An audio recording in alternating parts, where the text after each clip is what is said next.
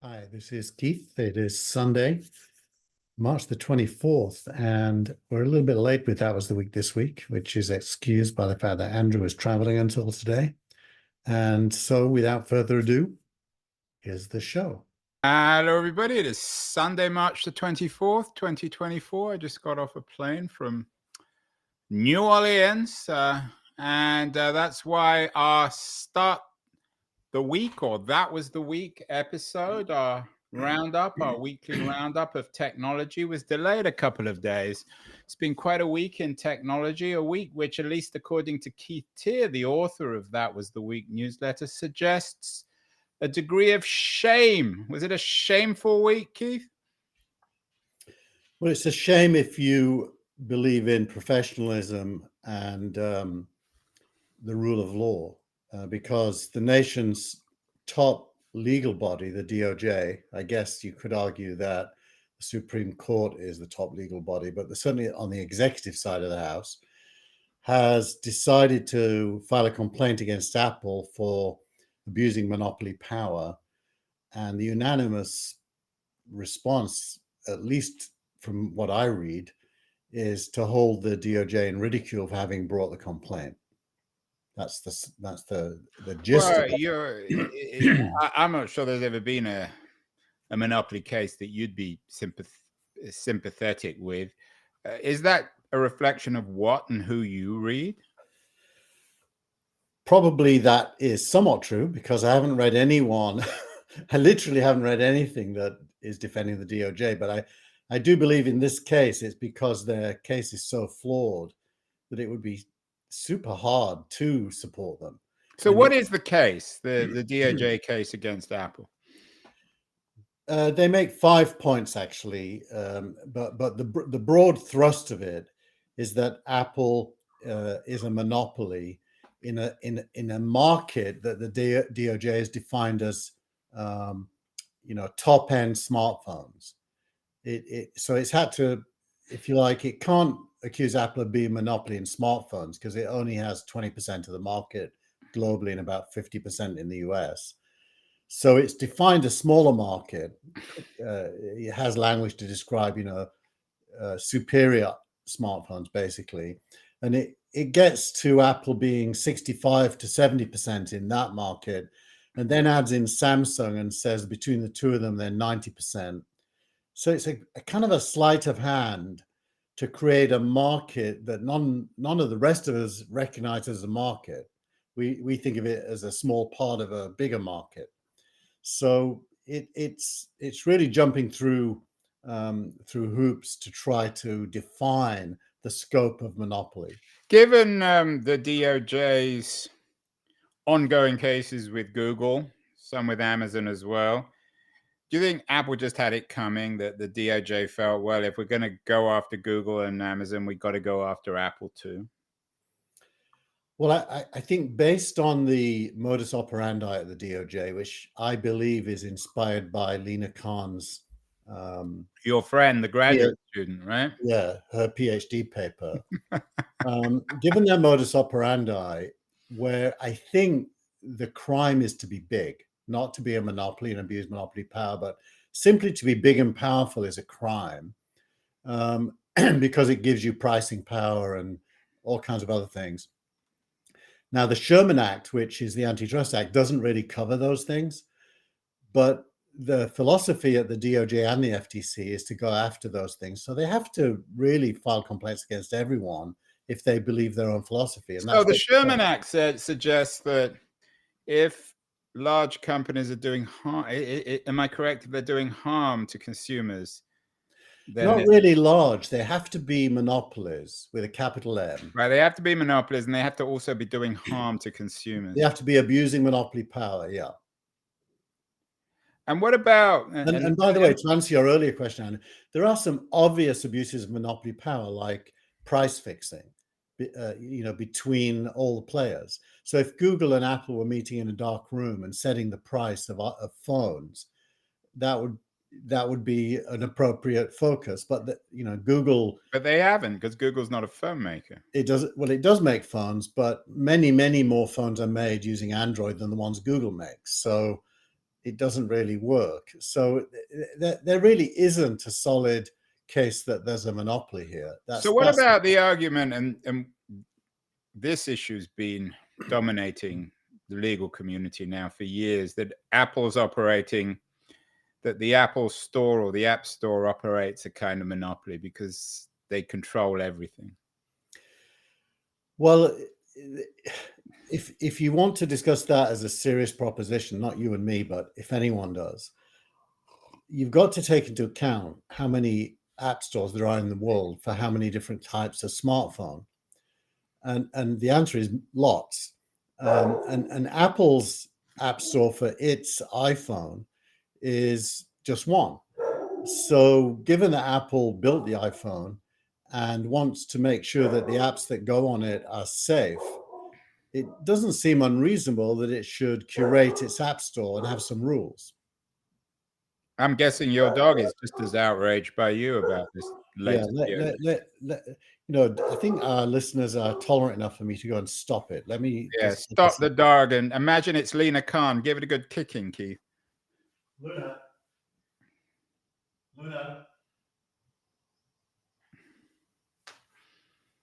We can talk while Keith's away, shutting his dog up. Probably a pro. Is that a pro DOJ dog, Keith? It may be objecting to my narrative. That's entirely possible. I think it's probably offended by your narrative. Shame on you. Yeah. In all seriousness, no, do we need to use this word shame? I hate this word. It's such an annoying word. Why? What's so shameful about it? It's a political initiative. Clearly, the Biden administration or the DOJ under the Biden administration doesn't much like big tech, so it's going after Apple. So what? It's not shameful. Well, don't you think? I mean, this is serious now, just between you and me. No, I was being serious. Don't you think they're shooting them? Well, don't you think both TikTok and Apple are the two targets you wouldn't want to go after if you want young people to support you? I don't know about Apple. I mean, I would use the word shameful in terms of TikTok. I think that is shameful to try and shut the thing down or force a sale. But with Apple, it's actually using it. It's swings and roundabouts. It's the nature of big tech and of a state that's seeking to somehow control it. You know, this isn't going to work out. There's no way that the DOJ is going to be successable with this. I'll tell you what. Even when they got good cases, they usually fail. And this is clearly a stupid case. Yeah, I agree. And a bit of a challenge here. If by the end of the show, we can come up with a better headline for this week's newsletter than DOJ shame on us, which is intended to say that if they get away with this, that's on us for letting them. But it isn't on us because none of us control the DOJ. And ultimately, this will be resolved in the courts by incredibly expensive lawyers, maybe even by the Supreme Court. So it's got nothing to do with us. It's certainly got nothing to do with me. Well, in a democracy, the people always have a voice. And, yeah, but no one's going to vote on this. No one cares enough.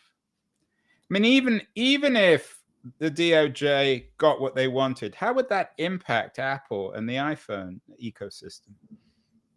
Well, it's hard to know until you know what the specifics would be. Steven Sinofsky, who's in this week's newsletter, went through this. He was very senior at Microsoft. Yeah, you've got a good tweet from him. What does Sinofsky say? He really goes through in some detail why the case has no substance, and he's not really still fighting the Microsoft battle. He looks at the Apple thing with clear eyes, set in the present, but from a person having gone through exactly this set of circumstances at Microsoft. But there was a case against Microsoft. You yourself, as a startup entrepreneur, had one of your startups killed by Microsoft. So, well, yeah, but I actually defended them. I put out a press release defending them at the time because I thought competition would deal with Microsoft more effectively than the government, and that ended up being true with Chrome. Now trouncing Microsoft's Edge, which is a tiny browser, and the browser was the crux of the whole case back in those days. Microsoft missed mobile. Microsoft arguably missed the cloud, although they're strong in the cloud now. It's as a secondary player, and they somewhat missed AI. As we'll see this week, Well, we'll talk about that. And one interesting piece in the one theme in the newsletter is you bring up Kurt Vonnegut's short story, Harrison Bergeron, about on this sort of on the dangers of radical egalitarianism. What's the connection between the Apple case and Vonnegut's short story? So I read the short story after I sent you the draft of the editorial, and I've added a paragraph to the editorial subsequently, which is exactly answering your question. And if you wanted to reduce the DOJ case down to a kind of a populist phrase, it would be Apple should be as bad as Android, and it's not fair that it's better. And the Bergeron story is the story of the state insisting that everybody is the same and handicapping anybody with natural abilities to make them as challenged. Yeah, and in the story, there's something called the United States Handicapper General. Everyone has to be equal. And it's interesting. I don't know whether you were influenced by this in terms of your Vonnegut comparison, but Apple is defending itself by arguing that the DOJ is trying to turn the iPhone into Android. That, at least, is according to TechCrunch, one of the pieces you linked with. How and why? Well, let's take the iMessage complaint. And anyone who's got an iPhone will be familiar that if you text somebody that has an Android, the bubble is green, not blue. And that's because the Android receiving end can't do everything that the iPhone sending end can. And one of the DOJ complaints is that should be changed, which would mean reducing iPhone's messaging capability down to being equal to Android. That's just one example. And that, by the way, at a time when you can have WhatsApp on both phones and do pretty much anything you want with WhatsApp that's equal. So it's not even as if there's a problem. They're basically saying to Apple, you can't have a better messaging platform. And on the face of it, that's a ridiculous. Is there acknowledgement within the tech community that Android is a lower end product, less? Yes. Less, and Android phones obviously are cheaper and a different kind of customer. Well, look, is attracted to Android than the iPhone. Yeah. Well, let's be balanced. Android is fantastic. It has about 80% market share worldwide. Not just smartphones, by the way. Your TV might be running Android. If you've got a set-top box, it's probably running Android. If you have a projector, it's probably running Android. So Android's everywhere and huge. And in terms of delivering modern capability to people at low cost, it's fabulous. But feature-wise, Apple Photos, Apple iMessage, Apple Mail even, almost every feature that is unique to Apple is better than the Android equivalent, because Apple owns the hardware and the software and can build things that benefit from having both. So is the case arguing that Apple is not allowed or shouldn't be allowed to bundle these products into their phones? Or is it a case that suggests that these products should be more universal? Well, both. On the one hand, the DOJ says iMessage should run everywhere. Now, Apple has done that with iTunes. iTunes runs on Windows. There is a way of making it run on Android and even on Linux, because it has a web version. And the DOJ is saying, if Apple made iMessage run everywhere, that would fix the problem. Well, the problem is iMessage's core is security and encryption. And because Apple doesn't own Android, it can't guarantee that. So it'd be dragging down the quality. The one piece you linked to in the newsletter this week, which has a little bit of sympathy with the DOJ, is by Matt Birchler, who writes about his wife's reaction to the suit. his wife is not a tech person. What does Bircher say, and what is the argument from the point of view of the ordinary consumer? Yeah. Well, by the way, my wife also started the week very sympathetic to the DOJ. And she and I had some quite riveting conversations about it. So Matt's not the only one with a wife whose instinct. So what does Janae say? Why is she sympathetic? She has this natural instinct against big companies that, remember, she's South African and was anti-apartheid.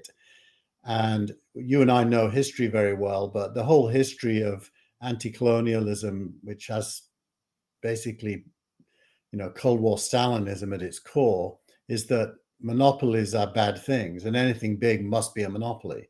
So there's that going on. So there's kind of a leftist anti-monopoly diatribe, which really doesn't care much about leaving aside that, what about the ordinary consumer? So everybody has an iPhone or an Android device. What is the argument, whether it's from Brickler or from Janae Tier or whoever, that this would actually benefit ordinary consumers? I think there isn't a coherent answer to that question. I think it's just emotional instinct that big is bad. What about pricing? I mean, iPhones are still more expensive than Android. Is it an attempt to maybe bring down the price, force Apple to bring down the price of their iPhone? There's a great piece in Bloomberg today that debunks that. I mean, effectively, the iPhone is free if you have a wireless contract. So it isn't but really. All phones are free then, and then that's a moot argument. Yeah, well, people like me, I'll buy an iPhone at cost price. You buy an iPhone every week. You're not typical. What about the ordinary person who buys an iPhone maybe once every 3 or 5 years? What? Ordinary people get their iPhone for the same price you can get an Android phone, basically free. It's built into the $20 or $30 a month you pay. But it does have a price, a formal price, whether it's $1,000 or $1,100. It does. It's just that nobody pays that price. Well, some people do. Some people do who can afford it, yes, and I do. It goes all the way from, I'd have to go to Apple's website to remember the range now, but I think it starts in the like $399, $499 kind of at the low end. Let's just say iPhone. So if you can start at the iPhone SE, where you get all the software, and if you click buy, the price starts at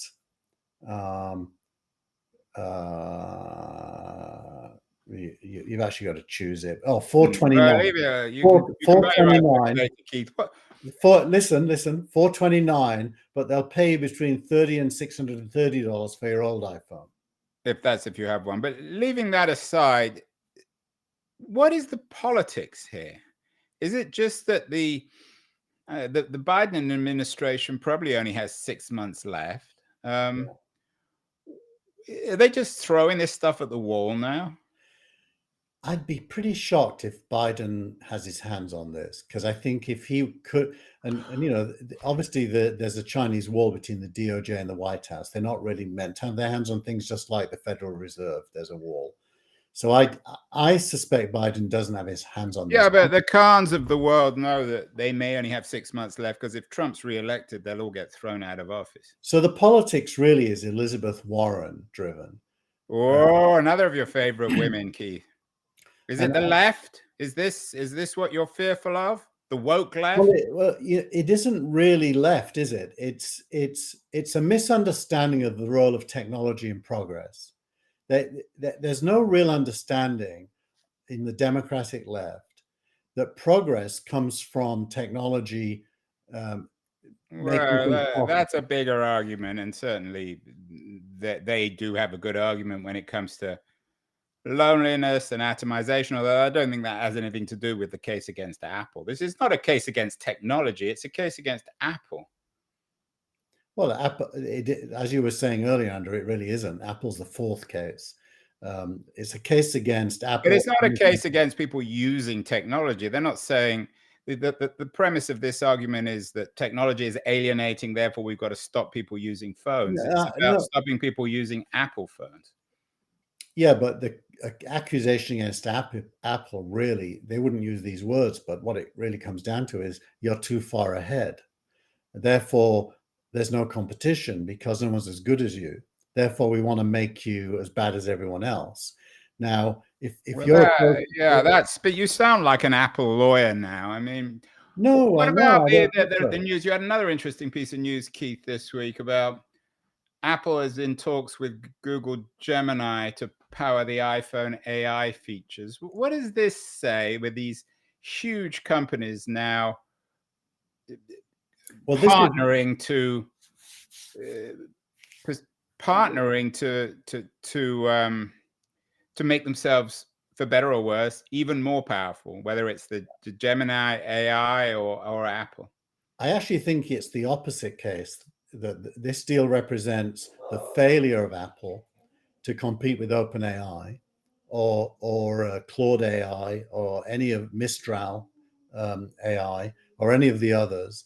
And Google, it's their failure to distribute Gemini to a real audience. And so Apple and Google are both losers clinging onto each other to try to get to something that Losers, I don't know. I think, in the AI race, they're currently behind by far.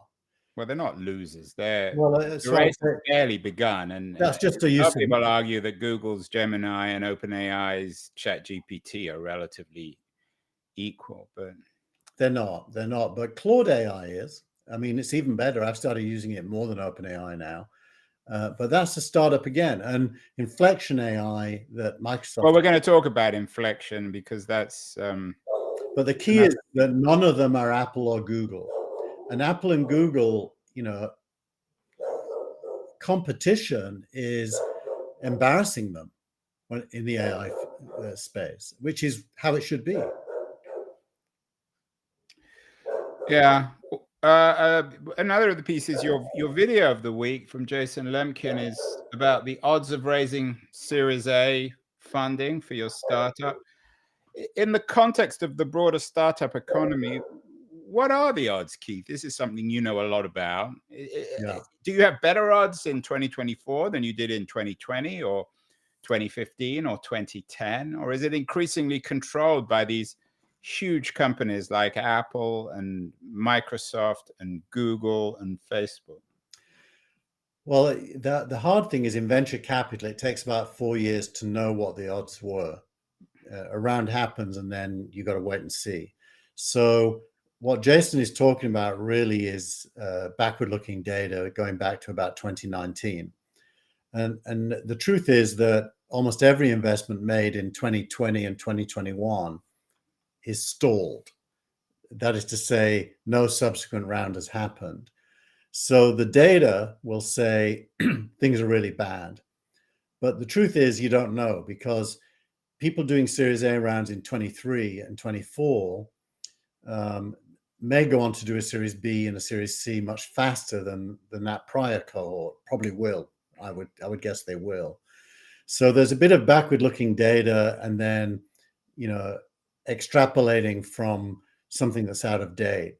And it's not his fault. It's just the way that venture capital I works. understand that, but you have a front seat on this. Is it harder or easier to raise money these days for Much harder, although I do believe it's always hard to raise money, but it is much harder because there's less rounds. However, the amount of money being raised has gone up. I can actually show you the trends amazingly, because I happen to run a company that does this. Let me just pull up the web page. But I have to log in while I do it. And I think what you'll see is that the amount of money being raised per round is on a very strong upward tick now in 2024. However, there's a lot less rounds happening. So from the point of view of the business of the DOJ and the business of the American government generally, I think in terms of tech, is trying to create a level playing field, right? if you were the DOJ, what would you be focusing on? You're always bashing it. You hate Lena Khan, but are there areas where you think they could be working to benefit young entrepreneurs, Series A entrepreneurs with important, interesting ideas? Well, they already do some of that. If you follow the former AOL CEO Steve Case has a venture fund called Revolution: The Rise of the Rest, and it's a lot of money, and a lot of it's government money, and it's focused on I think they're called enterprise zones, but I mean places outside the East Coast and Silicon Valley. Yeah, and they've given all kinds of tax breaks plus money to But entrepreneurs. that's not a DOJ issue. It's not DOJ, but it is government. Where should the DOJ be looking? I mean, they got to do something, Keith. Or you're suggesting they I should be think just the shut it DOJ down, like in a Trumpian way, just get rid of it. No, I think the DOJ's job is to focus on crime, and it isn't. It's focused on politics right now, and that there's a contradiction between the DOJ should only be a legal force, not a political force. And I would have said the same under Trump when he tried to get Biden arrested for the stuff his son did. The DOJ should not be an instrument of politics. It should be purely legal. But Lena Khan was appointed as a political appointee to the FTC. Well, they usually, I mean, all these appointees are political. You just don't like Lena Khan. What about Trump? He's in the news. He's always in the news, but he's in the news in a tech way this week. Truth Social's going public might allow him to pay off some of his debt or some of the punishment from other legal inquiries. Is this right? Is Truth Social? I mean, what I've read is that it's not really a company. So how's it raising so much money? Well, so Andrew, going back in our history, this is a SPAC. It's called the Digital World Acquisition Corporation. Yeah. The SPAC is funded by friends of Trump. And what happened late last week is that they agreed to merge with Truth Social, which is how SPACs work, which means the money sitting in the SPAC will now become money on the balance sheet of. Can they pull it off? Is this just another political maneuver to allow Trump to pay his debt? I think they will be able to pull it off because inherently it's an inside decision. There's no external authorities really that can stop it. And that will mean that Truth Social shares will have a share price. Now, in the case of most SPACs recently, the share price is reduced by often more than 90% very fast. The starting point for this will be that Trump's shares are worth about $3 billion. The question is, can he get money out before the share price crashes? Can he? You're the expert on this. I mean, it will look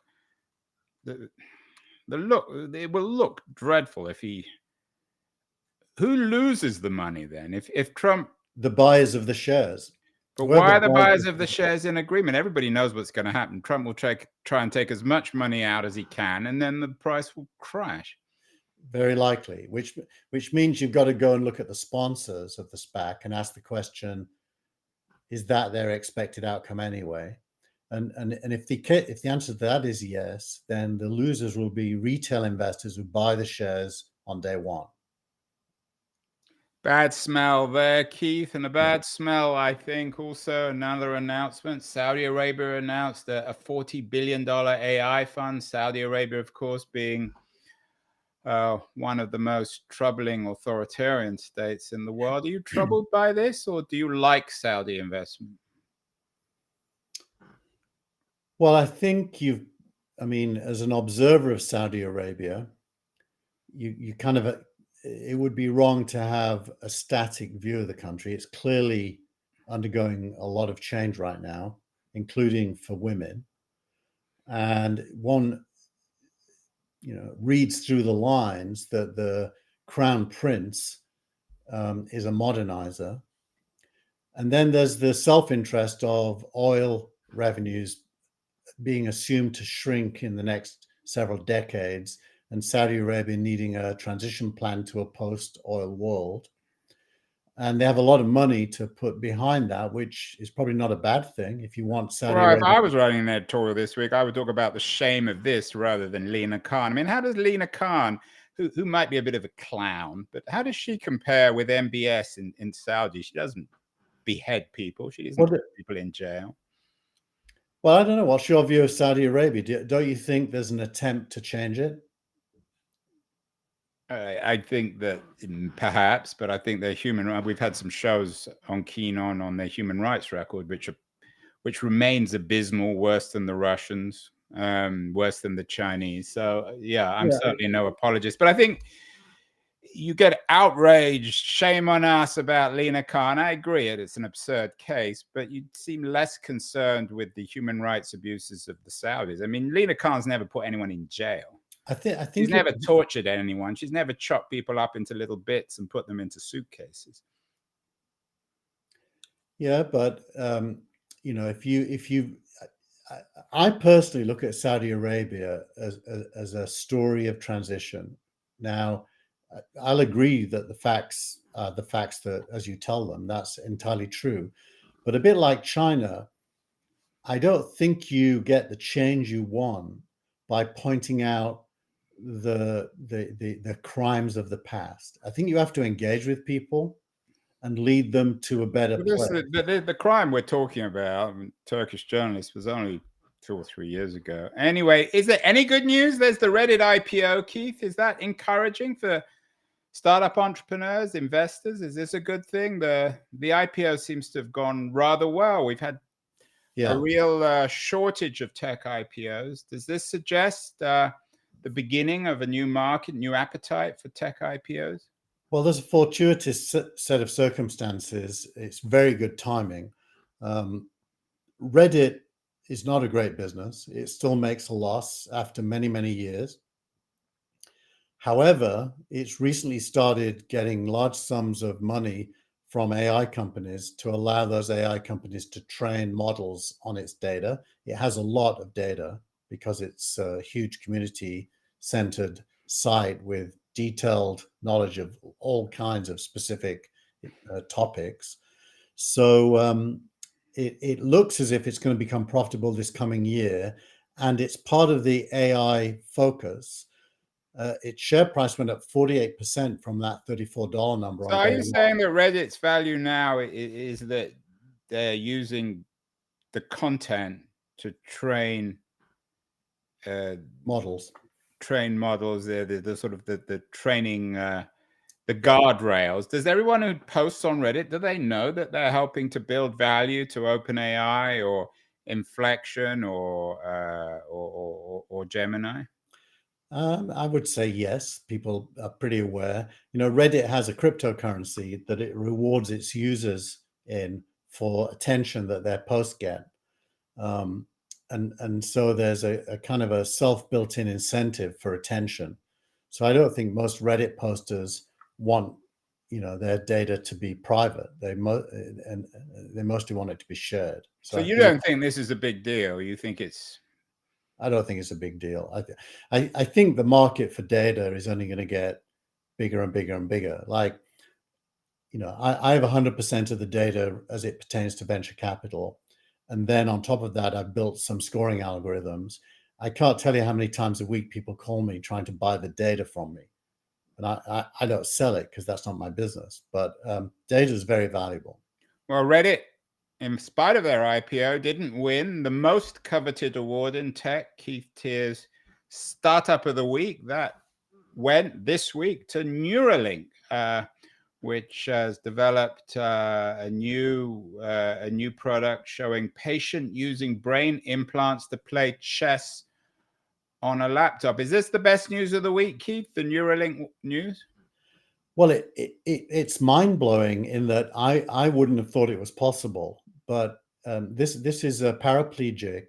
I think whatever the worst is, it's from the neck down, no sensations whatsoever. This was a young guy actually who had an accident, a swimming accident, diving into a pool that was shallow.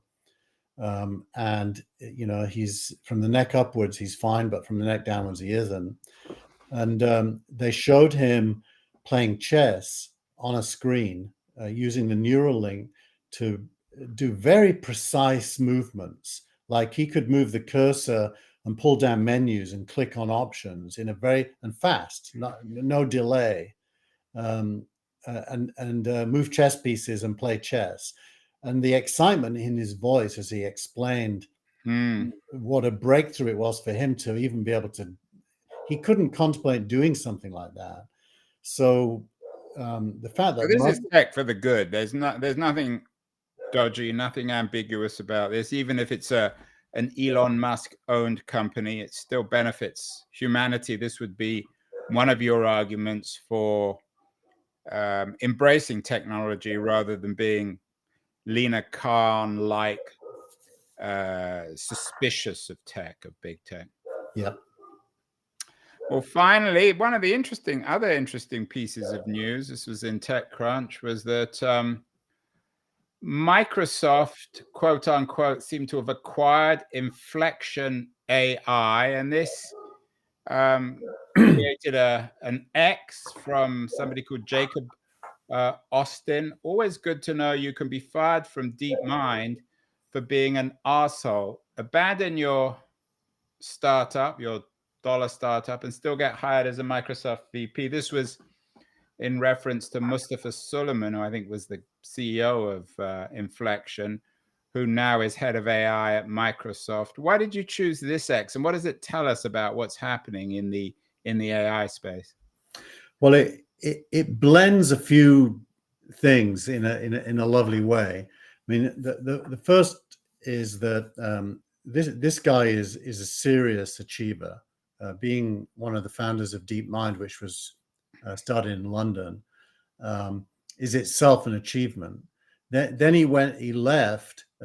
This tweet claims he was fired. I don't have any insight there, but it could be true. He was fired. He was the tweet. I don't know why you chose this particular tweet. He was fired from DeepMind when it was part of Google for bullying behavior, and he left. Oh, that's right. Now I remember. Anyway, he then went on to form Inflection with money from Reid Hoffman and others. Yeah, and Reid Hoffman had an operational role, wasn't he? Co-CEO or chairman? Chairman, I think. And Reid is leaning into AI heavily. And then clearly what happened here is Microsoft seduced Mustafa to want to go and join them. Because of the DOJ, Microsoft couldn't just acquire Inflection AI because it probably would have been blocked. So instead, they've licensed the software for $650 million and hired the founding team. And the assets remain with the company, and they've now got money. But it sounds like what they did in some ways with OpenAI. One of the things that struck me about this is that Hoffman's on the Microsoft board. He's a multi-billionaire partly because of his sale of LinkedIn to Microsoft. So isn't there something troublingly incestuous about this arrangement? Well, I think if you understand it through the prism of fear of the DOJ, you won't be far wrong. This is a very unusual. So you're blaming the DOJ for this, Keith? I'm saying the DOJ has made it impossible, and the FTC, impossible to do straightforward acquisitions. Therefore, people are resorting to weird structures to get what they want, which is the assets and the intelligence held by the target company. And we might see more of this. I mean, Google, I'm sure, can't always acquire the company, but well, Google's a major investor in Anthropic. Right, and they probably can't acquire Anthropic, but they might be able to acquire Anthropic's team and IP. So what's Microsoft's game here? I mean, another reading of this would be that Inflection AI just couldn't compete with Anthropic or OpenAI or Gemini, so they folded, and Mustafa got a job at Microsoft. Is that credible? Not really, because then Microsoft wouldn't have had to pay $650 million. So I think that isn't the story, really. The story is probably more driven by Microsoft's fear that OpenAI will end up not being controllable. And so this is Microsoft trying to have another option. Yeah. In Well, addition to OpenAI, it would be the technology from Inflection. yes, that's probably my gut instinct. And it also reinforces that AI is a world in which startups are leading, not the big tech players. Yeah, but this comes back to what we've been talking about. Inflection isn't really a startup. It raised what, $2 or $3 billion. It was founded by Reid Hoffman, who's already one of the most influential figures in Silicon Valley. There's nothing, and Mustafa Suleyman, who was a DeepMind co-founder. So when you think of something like Inflection AI, it's the opposite of what Google once was, or even Apple with Jobs and well, there is a rationale for that, which is that I'm not blaming them. I'm not saying that I'm going to explain to you why it is a startup, despite what you just said being true. That is that the starting bar for participation in AI is billions of dollars. So to be a startup in AI, somebody has to underwrite the price of entry, which is rising all the time. And you know, you look at NVIDIA this week, which we haven't talked about, but NVIDIA launched a new chip called Broadcom, I think it was called, or Broad something. And that NVIDIA chip is the starting price is $40,000 per chip. So the price of entry is super high. So startups that attract the right talent that can execute will need to attract large sums of money just to get going. It's a very different kind of, I mean, at best, it's a very different kind of startup world than you and I knew back in the 90s, where I started a company on a credit card. You did the same thing. I did the same. So you've got to have billions of dollars. You've got to have powerful, wealthy friends like Reid Hoffman who have connections to Microsoft or Google or Apple. It's a very, I mean, for better or worse, this isn't a criticism of tech, and it's not a defense of Lina Khan, but it's a very different world. And it also reflects this new Saudi $40 billion fund and the Truth Social News. Everything seems to be coming from above rather than from below. Well, actually, the Saudi fund, 40 billion ends up being quite a small number in this context. Right. No, I agree. I was actually surprised with that number. It's not a lot of money. And so I would say it isn't top down. It is still bottoms up.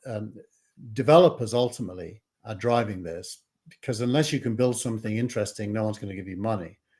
But there are not many of those developers, and if you are one, you're going to attract, you know, a lot of what is available to invest in the future, and that's. Yeah, and I wonder whether finally, Keith, has gone on. It's an interesting subject. Whether, as always, with bureaucracies like the DOJ, they're fighting the last war or the yesterday's war. They should be focusing on these issues and not worrying about the Apple iPhone. I agree with that. Did you come up with an alternative title to shame? Shame on Keith? It's still got shame in it. Well, what's another word for shame? I don't think it is shameful. I think that it may be incompetent, but there's nothing shameful about it. It's just words. But yeah, I think if you're incompetent, it is a shame. In South Africa, they use the word shame this way: that if somebody falls off a bike, the person who sees it says shame. Which so it reflects incompetence.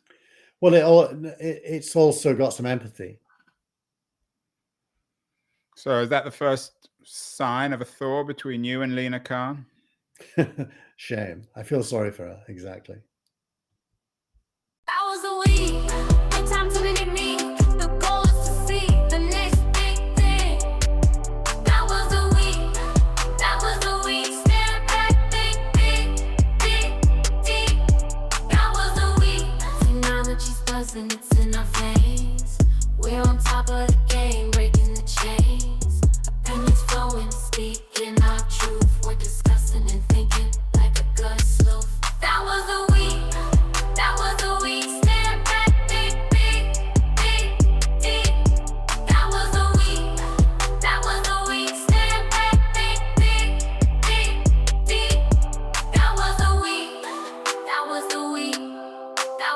week.